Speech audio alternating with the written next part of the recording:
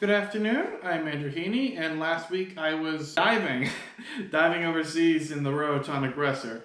But that's not why I'm making this video. I'm making a video to talk about the abysmal Oscars that happened on March 27th of 2022 because, oh my goodness. Look, I'm not going to talk about the ceremony for too long because I don't really want to. The ceremony was abysmal. Regardless of the elephant in the room that is Will Smith, the Oscar ceremony this year was disrespectful to film in many ways. It was unfunny. It was borderline insufferable, actually. None of the hosts or presenters gave good jokes. In fact, a lot of them were actually downright disrespectful, and some of them even disgusting. But instead, I'm going to do what I did last year and talk about the winners instead.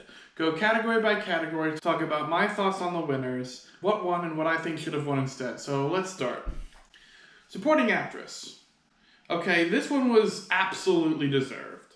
So we're off to a good start. Ariana DeBose from West Side Story gave one of my favorite of the nominated performances. She was one of the best parts of West Side Story, and that is saying a lot. And I think she deserved this hands down. So this is a win I can absolutely agree with. Also think her acceptance speech was one of my favorites. And that's not to say that there weren't other great performances there too. Kirsten Dunst was fantastic. Jessie Buckley was also pretty great. Judi Dench did not deserve her nomination, and Ellis was pretty great too. So moving on. Costume design. Okay, so while I didn't like the acceptance speech, and I'm also puzzled as to why this was shown, but not the other art direction related categories. Cruella winning costume design was highly expected, and honestly, I don't disagree with it. It wasn't my number one choice. That probably would have been Dune. But costume-wise, although I don't like the movie, Cruella had really amazing costume design. It was very flashy, extremely well put together. Although Dune would have been my pick, if I still honestly agree with Cruella winning. It's close enough that I can agree with Cruella winning. So this is a well-deserved one. Next we got score and sound. The Academy should not have edited this into the ceremony. It should have been broadcasted live like all the real categories should have. Oh, my nose really itches. Oh yeah. Anyway, joking aside, this was absolutely deserved. Dune 100% deserved both of these awards. Like, the sound design in Dune is exquisite, and I'm also very, very happy that Hans Zimmer got his Oscar. I can't stress this enough. Hans Zimmer, for the first time in almost 30 years, won his Oscar, and he doesn't even get it live. What the hell, Academy? Next, we've got adapted screenplay. Okay, so I'm going to be honest. I don't love the idea that Coda won screenplay, but I'm not surprised and I'm not upset. My choice would have been either Dune or Drive My Car. Those are two cinematic masterpieces. Dune would have been great because it was a very difficult book to adapt, and Villeneuve did it perfectly. But Drive My Car, I think, was a cinematic masterpiece and one of the best, if not the best, films of 2021. So, although Coda is, I think, a great film, it's very cliche, but it doesn't matter to me, really. It's still a fantastic movie. Original screenplay. Oh dear. Yeah, this one's a no for me. Belfast has not aged well for me. I lowered my rating on Letterboxd from a 7 to a 6 before the Oscars took place. I'm not upset that Kenneth Branagh now has an Oscar, but for this movie, not really. Licorice Pizza would have been a great win for Paul Thomas Anderson, although my choice for the winner would have easily been The Worst Person in the World. That should have won. Easily. Like, that should have been the frontrunner since the nominations were even announced. But what can you do? Belfast is a decent movie that I enjoy, but it also feels kind of hollow screenplay-wise. I don't know. I like the movie, but it's not amazing. Supporting actor. Absolutely deserved. Although the other two Oscar wins that Coda got are debatable, this one I don't think is because Troy Kotsur, I think, was the best of the supporting actor nominees. Granted, Cody Smith-McPhee would have also been a fantastic win. But regardless, Troy Kotsur in Coda, I think, was a great choice. And one that I completely agree with, because he gave a pretty phenomenal performance. And although it kind of does feel at points like, hey, let's just respect this guy's career by giving him an Oscar, he does deserve it, though. Like, he had a long career in Hollywood, and he is the first male actor who is deaf to win an Oscar. And I think that's great. He deserved it, especially given that at one point he actually spoke a line, and he actually did it himself. I don't know if it was scripted or not, but it was great. Film editing. Look, Dune deserved this, absolutely. It wasn't even a competition. Why did they cut this from the live ceremony? Why did they cut this? I don't understand. Why was this cut from the ceremony? Because holy shit, like, film editing is one of the most important categories and one of the most important aspects of filmmaking. Like, without editing, you don't have a fucking movie. And editing is a very highly predictive category for Best Picture at the Oscars themselves. 4 Feet Ferrari and Bohemian Rhapsody, for example. They were nominated for Best Picture because they got editing noms. Neither of them got director or screenplay noms. Think about that. Regardless, I do think Dune deserved the Oscar. Like, hands down.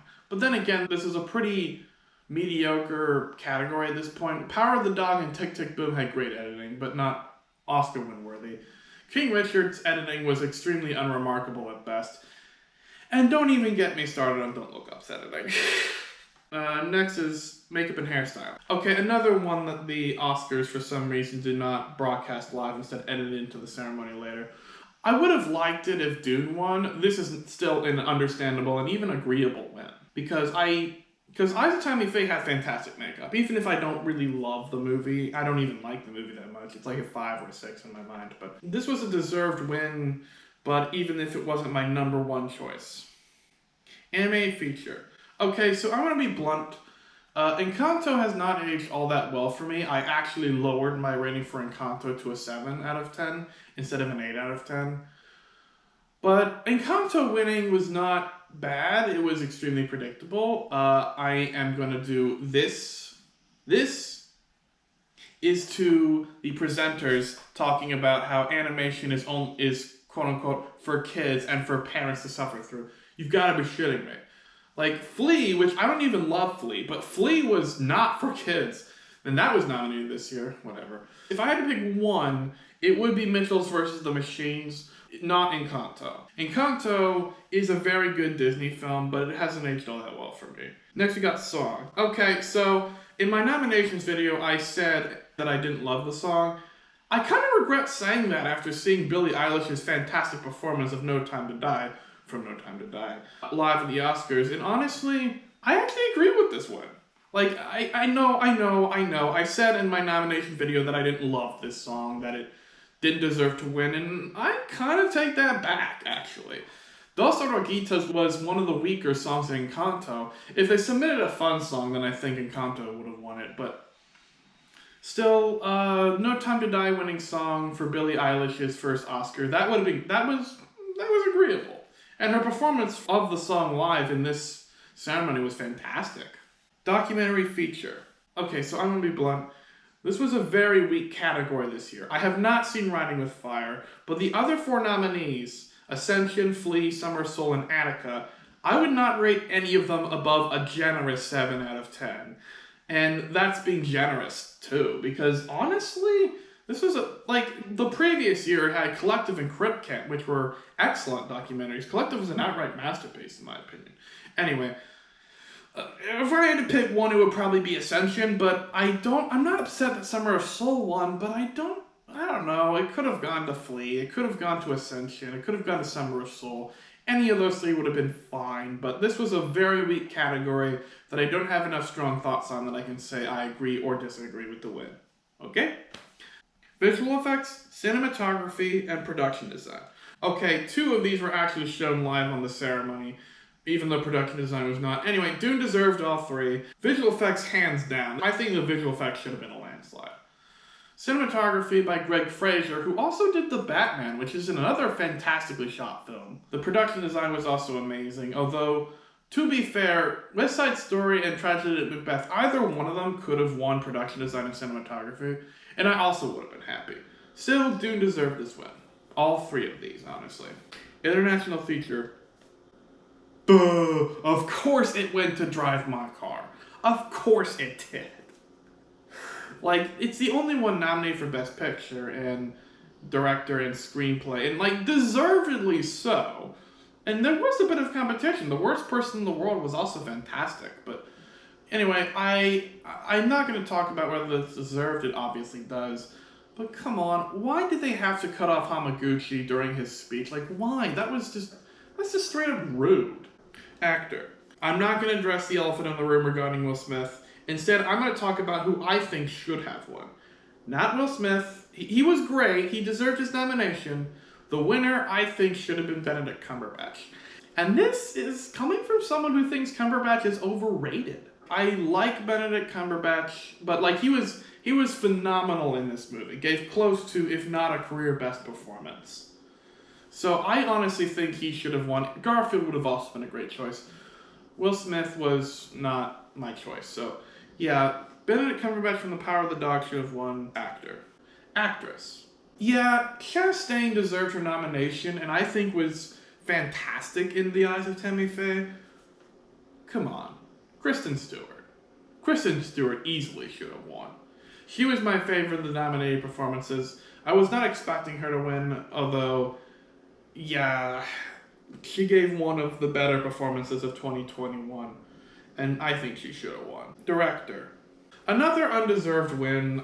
Jane Campion in directing of The Power of the Dog was excellent, but I would have gone with either Spielberg or Hamaguchi, or Villeneuve if he wasn't snubbed. Two best nominated directors, Hamaguchi and Spielberg, I think, had no chance to win, but they had the best directing out of the films, and they were the best films nominated for that, so. I do appreciate that they gave it to a woman again for the third time in 94 years. Yikes. Best Picture. Okay, Coda winning Best Picture is a bit of a surprise to me. It's not even that bad of a win, but it's the first Best Picture winner, to my knowledge, in well over 70 years that had less than 5 Oscar nominations.